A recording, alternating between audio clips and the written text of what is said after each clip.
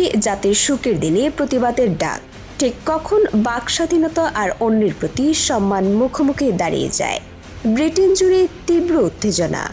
প্রধানমন্ত্রী স্যার কের স্টারমার ছাত্রছাত্রীদের প্রতি এক কঠোর আহ্বান জানিয়েছেন। 7 অক্টোবর হামাস আক্রমণের দ্বিতীয় বার্ষিকীতে ফিলিস্তিনের সমর্থনে কোনো বিক্ষোভে যোগ দেওয়া যাবে না। তার ভাষায়, এই ধরনের কাজ ব্রিটিশ বা ব্রিটেনের সংস্কৃতির পরিপন্থী। এই আহ্বানের প্রেক্ষাপট আরও ভয়ঙ্কর। মাত্রই ম্যানচেস্টারের একটি সিনাগনে সন্ত্রাসী হামলায় 2 জন ইহুদি ব্যক্তি নিহত হয়েছেন, যা পুরো জাতিকে নাড়িয়ে দিয়েছে। সরকারের মতে সুখের দিনে এই বিক্ষোভ ইহুদি সম্প্রদায়ের জন্য গভীর বেদনাদায়ক এবং ঘৃণার বহিঃপ্রকাশ। কিন্তু বিক্ষোভকারীরাও অনড়। তারা বলছেন এটি 2 বছরের গণহত্যা ও জাতিগত নিধনের বিরুদ্ধে তাদের প্রতিবাদের অধিকার।